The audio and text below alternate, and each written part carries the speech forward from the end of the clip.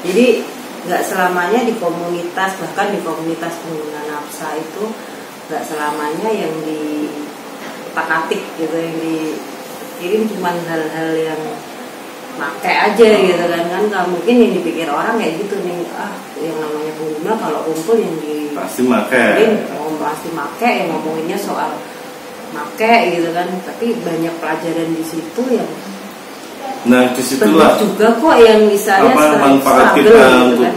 untuk berorganisasi kadang seperti itu juga. Kalau di masa-masa sekarang mungkin kita belum punya organisasi yang kuat.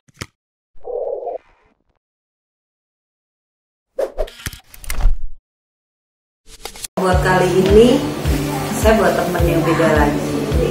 Kita berdua ini dulu sama-sama di bidang apa ya, di lingkaran dunia adiksi narkotika, drugs.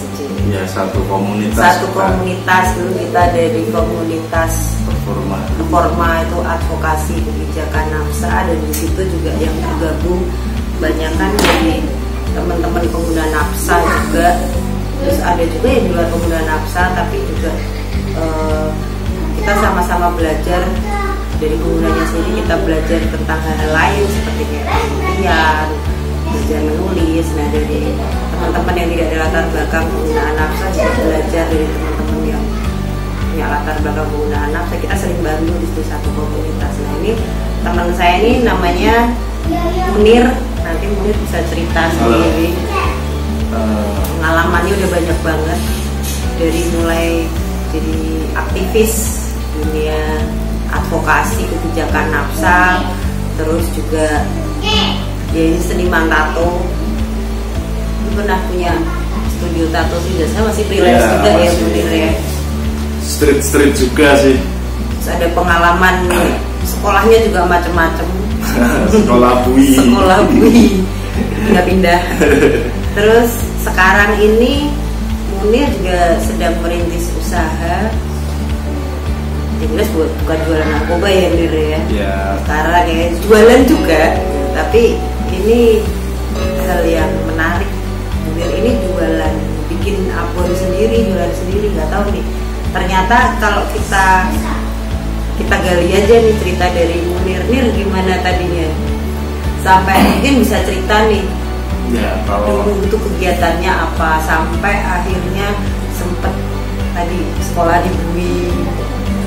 Apa tuh dulu ya pengalamannya Munir apa dulu ya? Saya juga pergaulan saya juga terlalu luas juga ya, dulu kemana-mana juga banyak temen.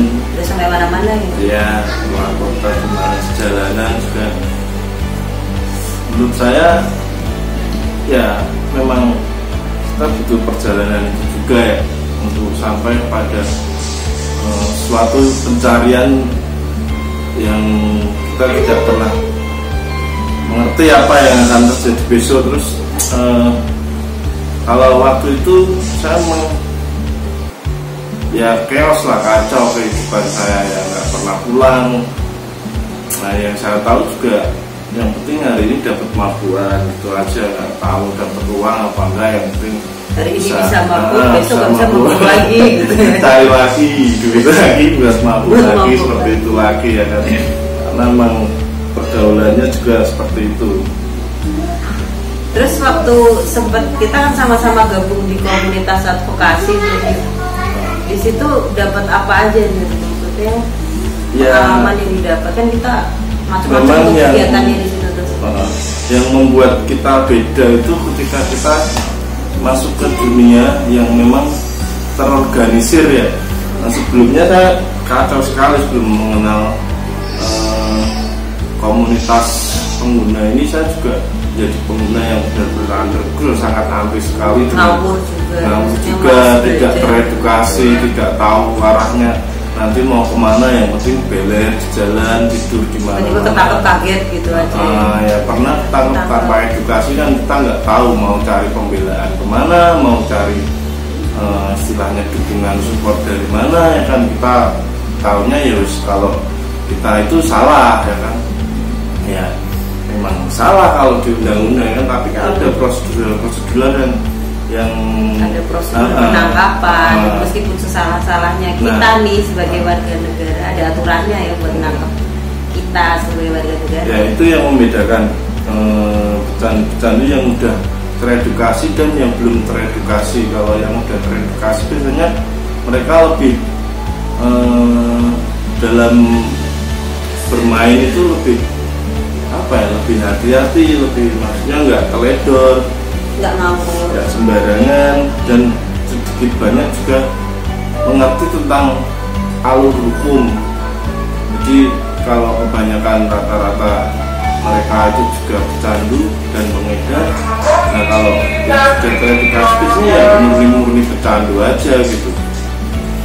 Ya hanya sekedar beli tanpa menjual, itu kan maksudnya karena udah baca undang-undangnya ya, kesadaran hukumnya juga terdidik juga secara apa ya, secara nggak langsung karena kita memang lingkungannya seperti itu ya, minimal kita tahu lah pasal ini nanti ini resikonya apa, resikonya ya. Kita baca itu ya isi undang-undangnya, terus resiko bukan setidaknya waktu pakai itu jadi sambil belajar juga sebenarnya ya, nggak yang asal, apalagi nggak tahu barangnya kan banyak tuh kalau kalau yang baru-baru ya asal ada racun aja sikat ya kan, penting ini bisa mabuk nih sikat aja.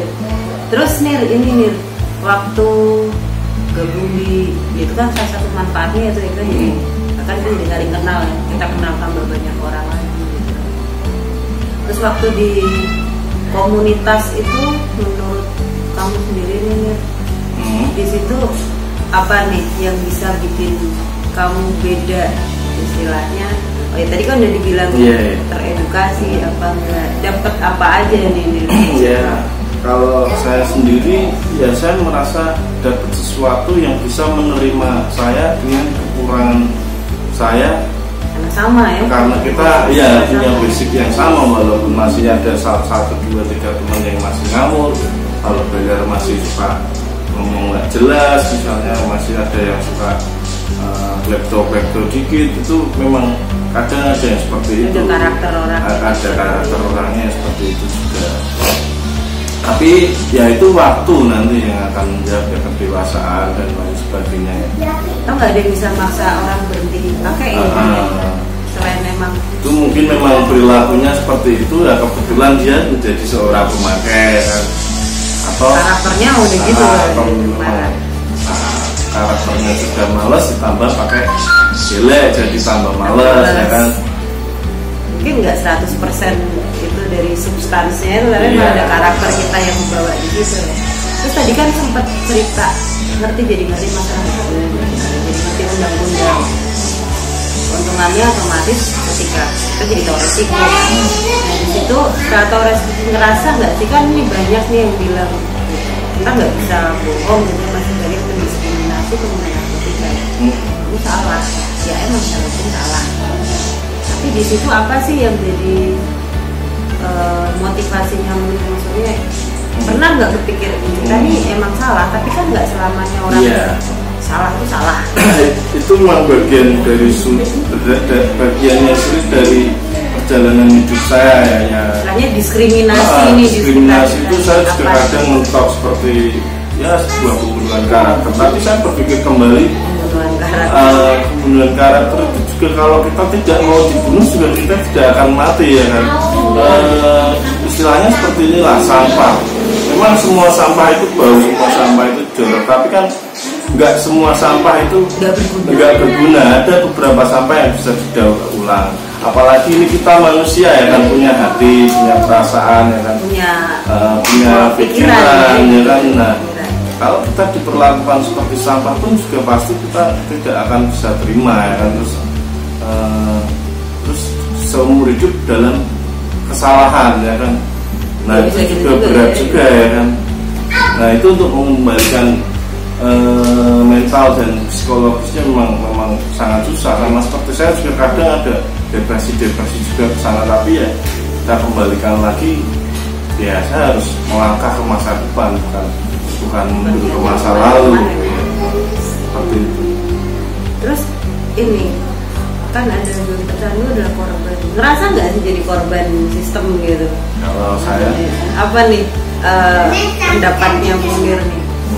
Kita kan sering ya, emang kita ini istilahnya perjuangannya kita kan untuk pecandu itu korban. Dari sudut pandang yang Munir sendiri, kenapa sih dibilang pecandu itu korban? Dan mungkin yang belum tahu kan jadi bisa rasain, apalagi pengalaman Munir yang udah sampai masuk penjara juga karena narkotika gitu kan, mengalami mungkin penangkapan yang tidak sesuai prosedur gitu kan, pernah kan jadi? Iya. Yang maksudnya kayak surat sama identitas tidak sama gitu kan, itu juga udah nggak sesuai prosedur. Kalau kenapa kita, kalau saya Apa sih pribadi, pantasnya pecandu itu korban gitu? kenapa saya sendiri merasa menjadi korban ya karena kalau disebut kriminal kita juga tidak pernah melukai orang atau merugikan seseorang ya kan. Menurut saya pengguna narkotika nanti bikin jengkel aja ya? korban. Ini kita sama ini apa tuh putus masuk pecandu itu nggak jahat gitu ya, paling kadang bikin kesel. Nah, kenapa kita ya, nah saya pribadi sih kenapa saya merasa jadi korban ya, waktu itu kita nggak tahu kok kalau itu narkoba nanti dampaknya seperti ini, katanya membunuh. Nah, terus saya coba kok enak ya, saya keterusan Dan ya kan, mati. dan nggak mati. Ya berarti yang bohong siapa ini ya kan. Nah dari situ kan kita juga nggak merugikan orang, nggak merampok, nggak melukai orang, tapi kenapa juga pakai duit kita sendiri ya? penjara ya kan, pakai juga kita cari uang sendiri ya kan. Nah di situ saya merasa memang undang-undang ini ada yang salah. Kenapa saya bilang salah? Ketika saya berada di dalam penjara, bukannya saya malah berhenti atau istilahnya saya merasa jeda, tapi di dalam saya malah ketemu banyak orang yang memang aktivitasnya malah lebih parah dari saya kan. Saya yang tadinya cuma menggunakan ganja, di dalam saya bertemu dengan orang-orang yang menggunakan putau, menggunakan sabu-sabu. Disitulah pengaruh yang jualan juga. Iya, bahkan jualan juga. Di situ pengaruhnya kuat sekali. Itu berarti yang nyari. Apalagi ganja itu jenis narkotika yang sangat berbau kalau dihisap ya kan. Terus ya itu mereka masuk ke situ, udah pakai ini aja nggak bau, aman ya kan. Jadi malah kenal malah tambah banyak substans, yang jenis obat, dan jadi jenis drugs, jadi dan kenal banyak orang kan. Iya. Dengan latar belakang yang nggak semuanya pengguna kan. Ada 1, 2, 3 gitu yang dia bandar atau kurir lah ya. Dan kebijakan ini menurutku juga kurang humanis ya, ketika kita ditempatkan di tempat-tempat yang seharusnya untuk orang-orang yang berperilaku kriminal ya kan. Dan dicampur nggak sih gitu kalau misalnya sama ada yang campur penjara atau lapas narkotika itu kan ada baru tahun berapa ya? Dan hanya mungkin di beberapa lapas aja 10 tahun yang lalu mungkin ya. Dulu waktu saya pertama masuk 2003 itu kita bercampur baur dengan semua kriminal, pembunuhan, pencurian, perampokan, gitu. dan jadi satu. Nggak ada blok mungkin, tapi nggak dipisahin gitu ya? Enggak, jadi satu ruangan. Secara mentally itu kan udah beda ya. Iya. Maksudnya emang kriminal sama itu mungkin di masa-masa sebelum dibilang bahwa adiksi adalah penyakit mungkin. Sebelum saya tahu itu kalau ada semacam itu. Jadi masih dicampur jadi satu. Bahkan mungkin sekarang masih nggak ngecek data. Tahun 2003 itu nggak ada ya namanya organisasi yang yang bidangnya yang ngomongin komunitas nafsa, nggak ada yang berani ngomongin tentang nafsa. Kalau udah salah ya udah masuk penjara, udah waktu itu. Kecuali kamu punya uang berapa miliar untuk uang jadi ATM, nggak punya uang ya udah busuk aja di penjara. Kan di penjara juga butuh duit kan. Banyak cerita teman-teman yang memang udah bertahun-tahun tinggal di lapas gitu, karena apes itu tadi. Jadi memang di dalam nggak ada yang gratis juga ya sebenarnya. Ada biaya hidup sana tetap jalan walaupun orang di rumah nggak punya uang. Itulah makanya banyak yang menjadi operator kecil-kecilan itu paling cuma buat beli rokok dan buat beli pakai-pakai. Kalau lagi laris ya buat beli paketan di dalam. Itu aja sih. Jadi sebenarnya nggak menyelesaikan masalah juga ya, masukin pecandu, pengguna gitu kan ke penjara. Ya emang salah satu kampanye kita dari dulu ya. Teman-teman kan ya penjara emang bukan solusi gitu Mbak. Ini Munir juga udah ngalamin sendiri, cerita sendiri.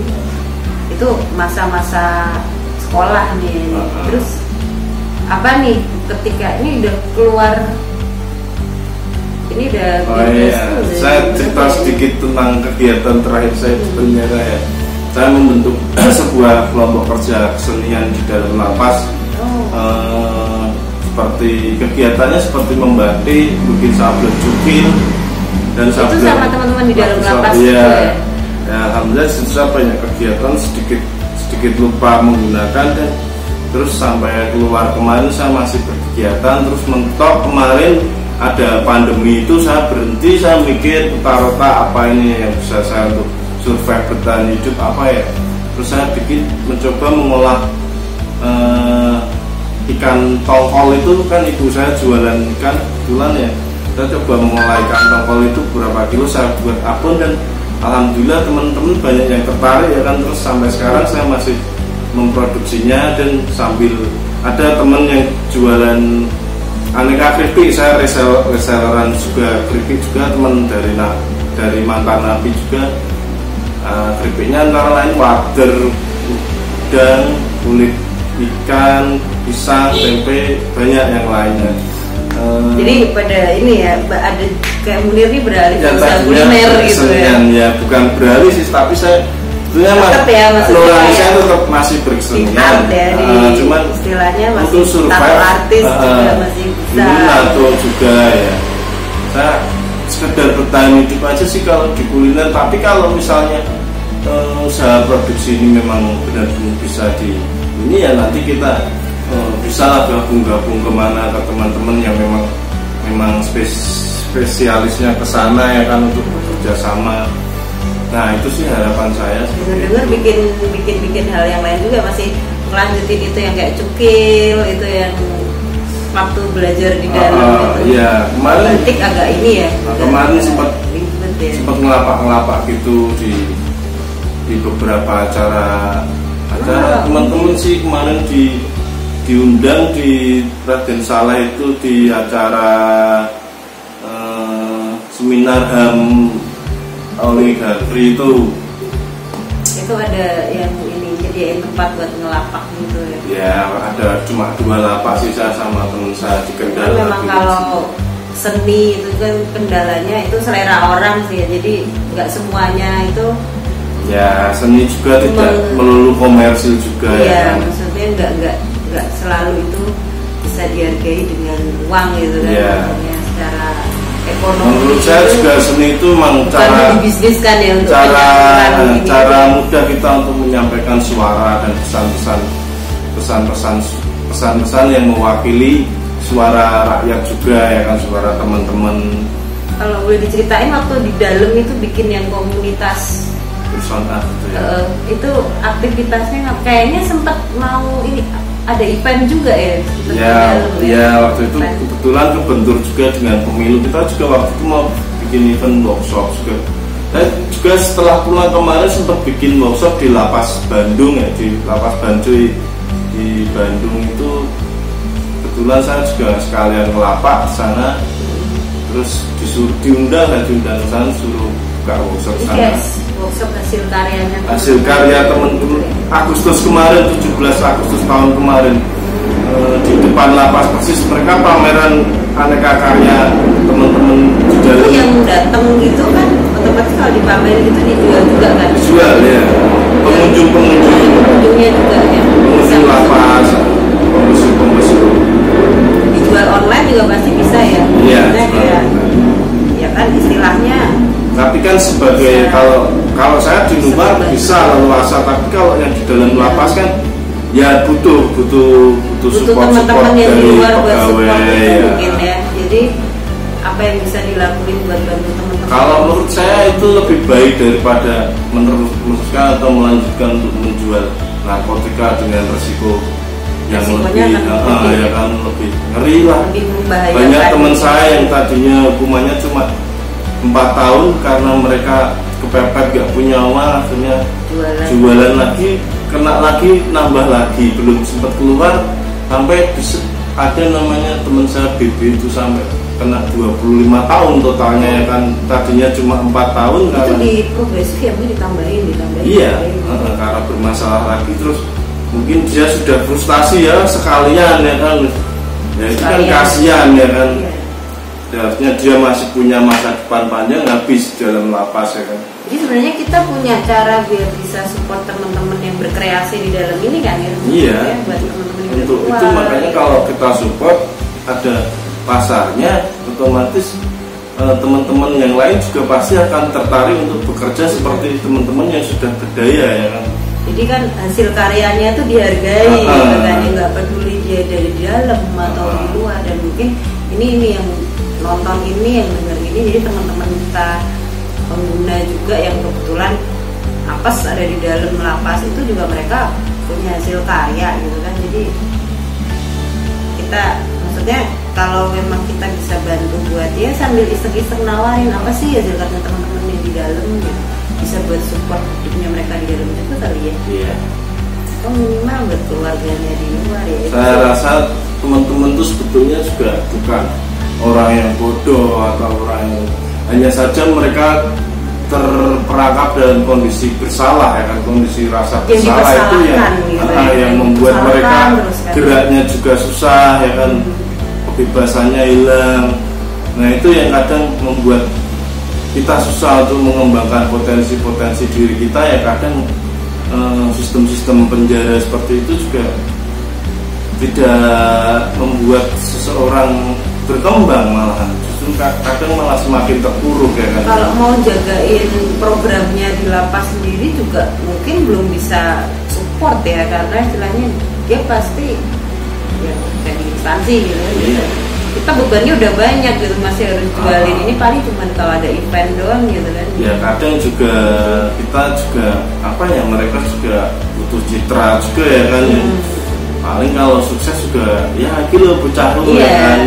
Aku pernah tuh nih ada pengalaman waktu aku ini kan. Tapi dia kan nggak melihat usahanya si anak ini seperti apa. Jadi, waktu di konselor pegang bapas itu kan, di konselor di situ kebetulan dia freelance, maksudnya datang seminggu sekali. Jadi pas mau hari apa gitu, istilahnya hari besarnya lapas atau apa kemasyarakatan. Kemenkumham atau apa gitu. Masyarakat itu jadi hasil karya teman-teman yang ini dari mana nih Pak, ini dari ini terus oh iya di istilahnya ini dipajang. Kalau memang itu laku ya syukur-syukur tuh duitnya nyampe, itu udah syukur banget. Iya kadang dipotong. Terus ada lagi yang misalnya ya kalau gitu sih orang-orang kita kan kalau bagus ya di kadang dia laku gitu, tapi kalau memang nggak laku ya udah gitu kan. Iya. Banyak karya-karya yang terbengkalai di dalam lapas itu banyak ya karena seperti itu juga saya. Sebenarnya bagus-bagus gitu. Saya banyak melihat tuh mereka tuh orang-orang yang berkarya, tapi karena mentok mau diapain karyanya, mau dijual kemana, mereka nggak bisa bergerak juga ya kan. Nah disitulah yang menaungi juga tidak punya willingness buat oh ya ini kalau aku jualin ini kan bisa bantu juga, itu juga agak kurang gitu.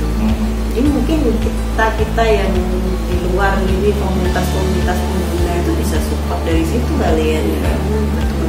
Terus menurutku itu juga hak-hak semua orang ya untuk berkarya, untuk menjual apa yang bisa dihasilkan. Itu juga saya harap juga berbagai pihak juga mensupport teman-teman yang ada di dalam lapas. Jangan karena hasil karya warga binaan atau mantan warga binaan yang udah keluar terus jadi nggak disupport atau mungkin masih ada nggak sih yang mendiskriminasi kayak gitu?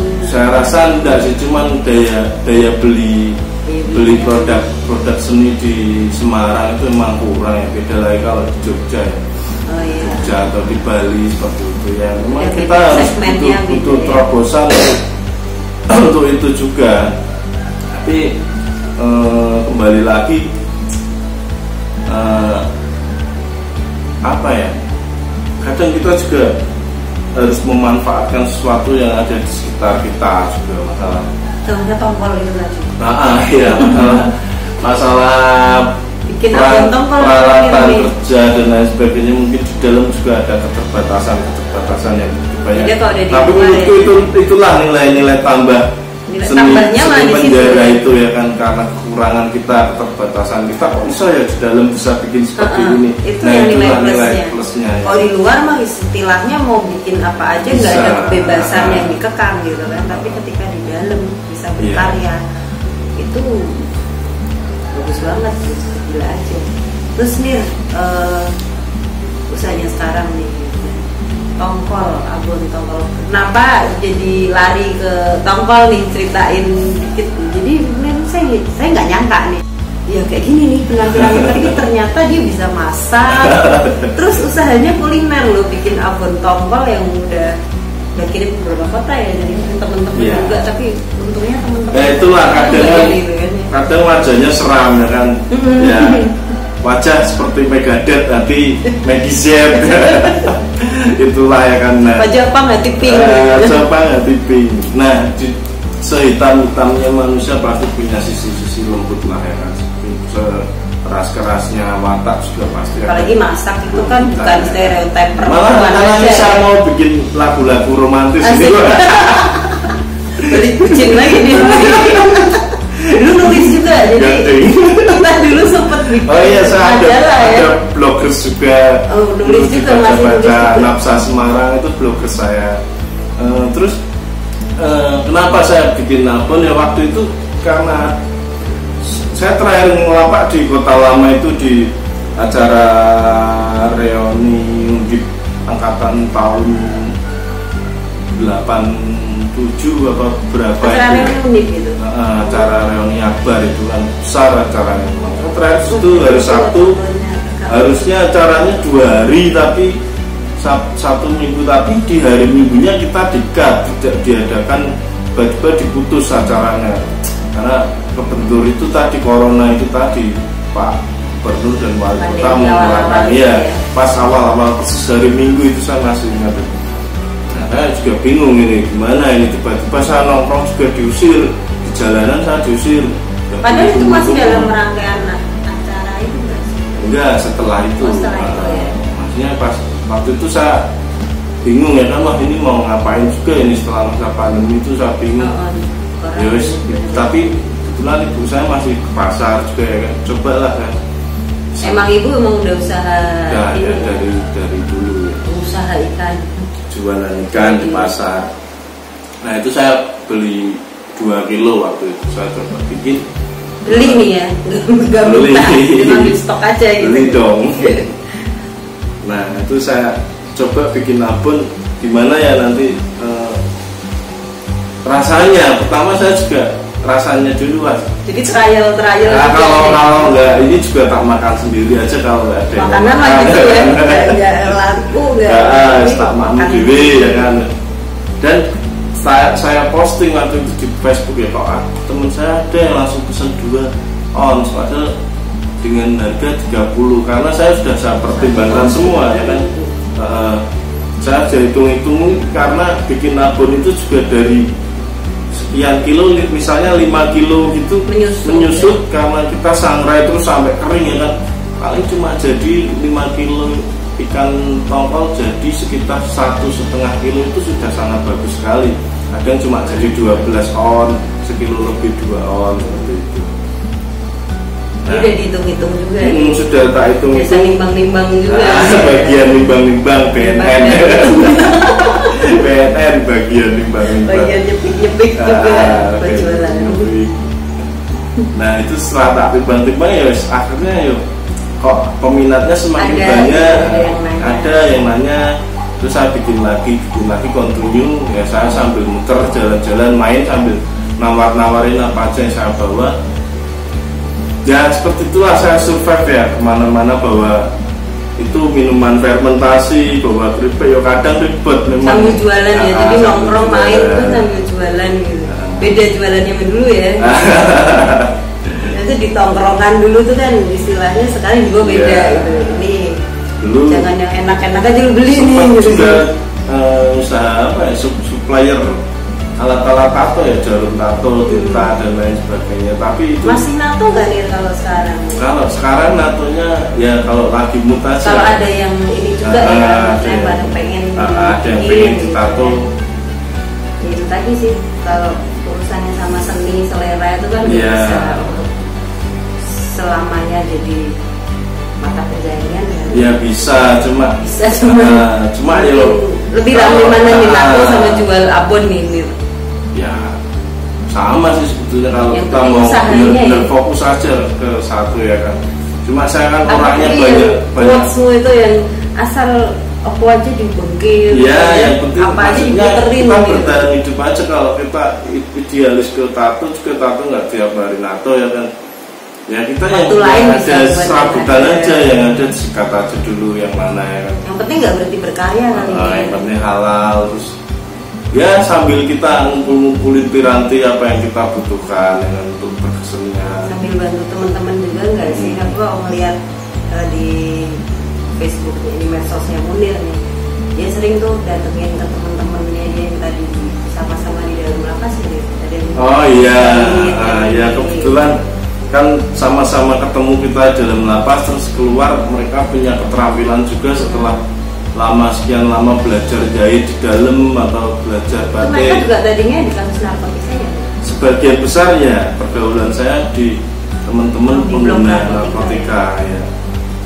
Ya kemarin jahit Pak Agus itu juga bikin masker, terus si Niko yang kasusnya koplo itu juga pinter, dia bikin sabun, terus tak kasih ada beberapa uang untuk bikin sabun, terus kita bikin bareng-bareng sambil belajar bersama. Belajar jualan juga ya. Terus jahit tas tote bag, saya cetak cukil juga masih ada, produk-produknya kaos PD juga banyak. Mungkin nggak lama lagi juga saya akan beredar lagi ya, mungkin mobile kemana lah, mungkin nanti misalnya sudah mulai pulih lagi. Sekarang udah promosiin ini ya, iya. Produknya sendiri nih ya, punya produk. Itu tadi sih apa namanya, jadi nggak selamanya kan, maksudnya yang tadi seperti kita omongin sampah itu nggak selamanya tidak berguna. Ya kenapa sih kita bilang sampah? Karena emang pengguna itu kan stigmanya buruk ya, maksudnya nggak ada nih oknum pengguna itu nggak ada. Semua dianggap sama, rata, dan semua dianggap jelek gitu, dianggap jelek. Bahkan disetarakan dengan pelaku kriminal ya kan, pelaku pembunuhan. Secara hukum ya, secara hukum diperlakukan dengan sama standarnya dengan pelaku kriminal gitu. Di kelasnya masyarakat yang dulu sempat ada istilah jangki gitu, yang kita bahas juga. Jangki. Kalau yang nggak tahu jangki keren ya gitu. Jangki itu apa sih? Jangki sampah gitu kan. Dibilang sampah. Oke lah ketika kita keleleran di jalan gitu. Keleleran apa biasanya keleleran? Lapeng selengkerah. Di jalan gitu kayak sampah gitu, sampah, buanglah sampah pada tempatnya. Kita bisa dibuang gitu. Istilahnya nggak selamanya itu ya, ini kayak contohnya Munir nih. Jadi ada dari pengalaman-pengalamannya menjadi ada motivasi, dan masih bantuin teman-teman juga yang bisa membantu memasarkan, ya bantu memasarkan ya kan, diiklanin selama ini ada usaha. Ada ya, ini misalnya sabun itu kan, daripada kita beli sabun di warung, kita mending bantu temennya support ya kan. Atau daripada kita beli di Indomaret, siapa yang diuntungkan kita nggak tahu ya kan. Kalau ke temen kan jelas, udah temen ini pasti kan punya anak, punya istri ya kan, untuk kehidupannya bisa muter. Dia juga besok harus butuh modal lagi untuk produksi, ya seperti itulah kita saling bantu. Saling produksi lagi gitu kan. Jadi nggak selamanya di komunitas, bahkan di komunitas pengguna nafsa itu nggak selamanya yang diutak-atik gitu, yang jadi cuma hal-hal yang pakai aja gitu kan, nggak mungkin yang dipikir orang kayak gitu nih, yang namanya pengguna kalau kumpul yang pasti pakai, pasti pakai, yang ngomonginnya soal pakai gitu kan, tapi banyak pelajaran di situ yang disitulah juga kok yang misalnya manfaat kita gitu untuk berorganisasi kadang seperti itu juga. Kalau di masa-masa sekarang mungkin kita belum punya organisasi yang kuat di sana, ya mungkin kedepannya kita coba bangun lagi dalam bentuk-bentuk paguyuban, atau mungkin hanya sekedar ketemu di media sosial, tapi kita masih punya tujuan yang sama gitu ya kan. Pentingnya apa sih Mir misalnya terus tergabung di organisasi? Ya, pentingnya kita kuat punya naungan hukum dan legalitasnya untuk membantu teman ya kan, misalnya ada temennya tiba-tiba tidak. Atau untuk edukasi. Nah, edukasi juga kan banyak lah, banyak. Dari cerita aja kita bisa belajar sesuatu gitu kan. Ya berarti itu tadi sih istilahnya yang jadi sekolah di sini nggak selamanya sampah itu nggak berguna. Apalagi pecandu yang dibilang sampah dengan nafsa, yang stigmanya adalah dari zaman dulu kala dianggap nggak berguna, apalagi yang sudah pernah mungkin keluar dari penjara. Katanya teman-teman yang di dalam pun juga tetap berkarya gitu kan. Intinya kan asal kita mau aja ya. Ya intinya kita tidak bisa pukul rata juga ya kan. Ya. Tidak semua sampah itu gitu, tidak semua sampah belum tentu sampah yang tidak bermanfaat, ada yang masih bisa didaur ulang ya kan? Apalagi kita manusia ya kan.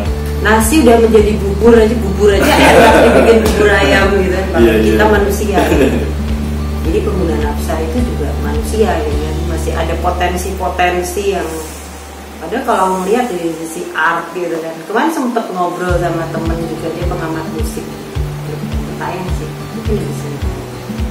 Jadi bahkan mempengaruhi nggak sih kualitas penggunaan drugs ini kalau misalnya seniman, atau waktu itu kita bahas musisi, ya pengaruhnya ada gitu, jadi lebih pakai jiwa. Jadi bedanya nih kalau dibilang orang yang nggak pernah pakai drugs sama yang pakai drugs bikin karya yang sama misalnya. Ya moodnya juga beda. Nah, kalau bisa dibandingin juga yang satu mungkin aktif moodnya juga pasti kalau menggunakan dia lebih bergairah bekerja ya kan, lebih pakai jiwanya lebih dapat. Mungkin kalau yang nggak pakai itu sisi logis dan sistematisnya yang kadang mentok, capek karena mencari inspirasi terus kan juga lelah ya kan, lelah pikiran ya kan.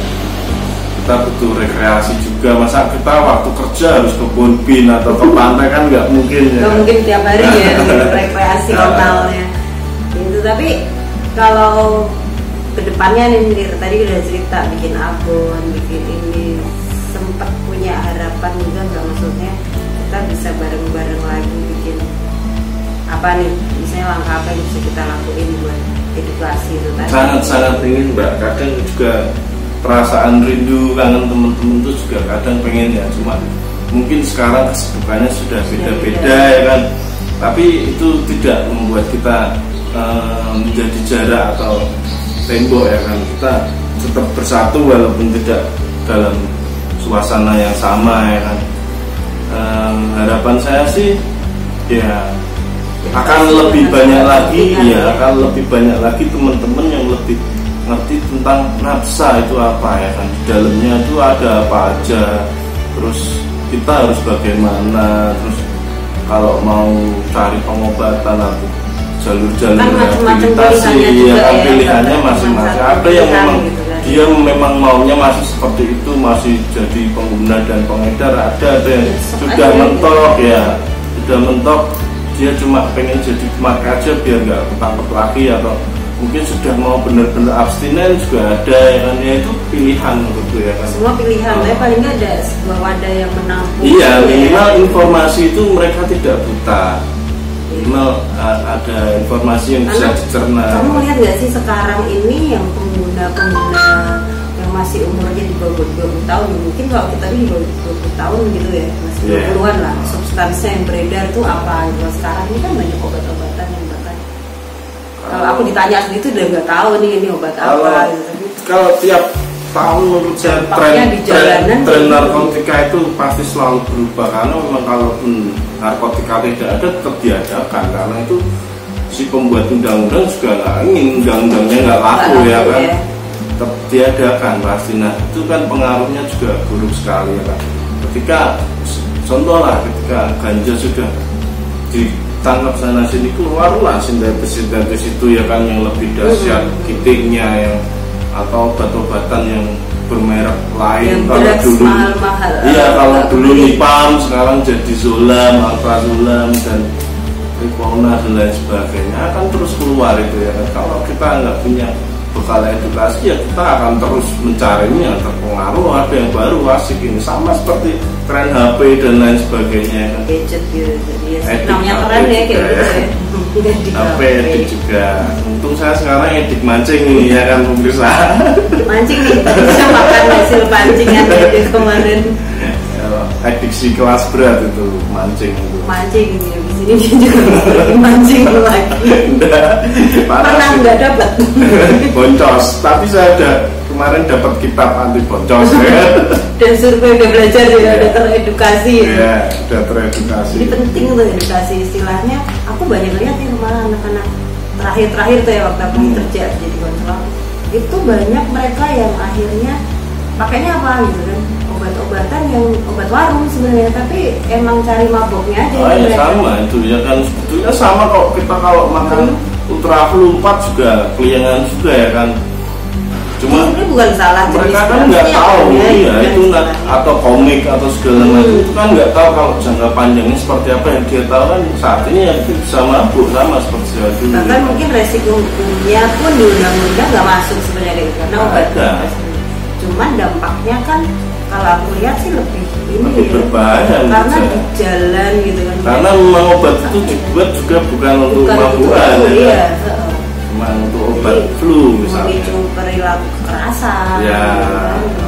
Kayak gitu dan berhentinya jauh lebih sulit karena obatnya ada di warung-warung banyak ya kan. Terus kalau emang aku mau dilarang gitu, nggak semua obat kan mesti. Nggak seharusnya itu dilarang. Ya kalau dia sudah tahu itu berbahaya di masa yang akan datang, menurut saya juga akan mempertimbangkannya kan ya, maksudnya kasih tahu akan mempertimbangkannya ya kan. Istilahnya mau pakai atau enggak itu serah kamu, serah lo. Kalau seperti saya ya kadang sudah ketemu dampak-dampaknya, misalnya jadi pelupa, jadi mudah capek, moodnya kadang hilang ya kan. Jadi kalau mungkin di usia-usia 20 belum ngerasain ya, maksudnya istilahnya kayak itu masih strong. Di fisik juga ngefek sih sebenarnya. Ya yang penting sih itu tadi ya kesehatan sih menurut saya. Edukasinya aja ya. Edukasi tentang kesehatan. Bisa nggak sih ngawasin orang nggak usah pakai itu macam mungkin kan, bahkan di rehab pun. Jadi itu pilihan, tapi paling nggak kita bisa lakuin gitu tadi ya, kasih tahu ini lo resikonya ya. Kalau nggak resiko hukum, resiko kesehatan itu perlu juga ya, maksudnya istilahnya ada bikin dong mir. Ya itu kadang kan kita sering share di Facebook walaupun tidak dibaca, ya, kita menyampaikan. Dan saya cuma bisa seperti itu saat ini ketika punya kenalan yang sama-sama punya daya tarik masing-masing ya, paling saya berbagi Facebook atau Instagram, berbagi bloggers untuk sambung rasa. Oh itu tadi di web itu juga isinya tentang ini ya, maksudnya ada muatan-muatan edukasinya juga. Misalnya cerita tadi aku blog. Oh bloggers ya. Ya itu ketika saya di penjara kemarin saya mencoba memanfaatkan waktu, kalau nggak saat itu saya mencoba nulis karena waktu itu juga di komunitas performa itu juga ada pelatihan nulis dengan jurnalis. Ya kita juga sempat bikin media online ya kan. Media online, majalah kita Nafsa online, Nafsa Indonesia online ya kan. Media bersama Mbak Ivon ya. Itu yang tiketku tuh pergi ke conference itu majalah yang kita ikonnya sama kok kita ya kan. Kita belajar bareng. Belajar bersama. Saya juga gara-gara nulis juga dapat beasiswa ke Makassar waktu itu ya kan. Terbang ke Makassar gratis. Ini malah ke luar negeri. Kiranya online. Kiranya semua sekarang Zoom ya kan. Zoom. Jadi gimana kita memanfaatkan era dan apa yang ada gitu sekarang ya, buat paling enggak ya dibaca apa enggak, ditonton apa enggak. Yang penting kita punya dokumen. Dokumen punya tujuan. Wah seru banget nih. Kapan-kapan ngobrol lagi nih. Oke, Mbak. Udah panjang memancing. Thank you.